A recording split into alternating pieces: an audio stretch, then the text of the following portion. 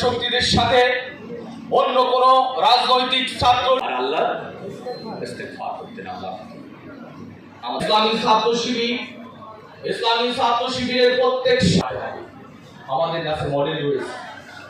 আমাদের নৈতিক চরিত্র প্রতিষ্ঠিত করতে ইসলামী ছাত্র শিবিরের জনশক্তিরা, ইসলামী ছাত্র শিবিরের সাথীরা রাসূল সাল্লাল্লাহু আলাইহি ওয়াসাল্লাম অনুরোধ করব, ইসলামী ছাত্র শিবিরের সাথীরা ঠিক সেভাবে আমরা গঠন করতে চাই। প্রিয় সাথী ভাইরা, ছাত্রলীগ এবং তাদের দোসররা যেভাবে সন্ত্রাসী মুক্ত, কিন্তু ইসলামী ছাত্র শিবিরে শিক্ষা ব্যবস্থা দিয়ে কাজেই আমরা শিক্ষা ৫৫ বছরে আমরা কালচারাল কোন ইসলামী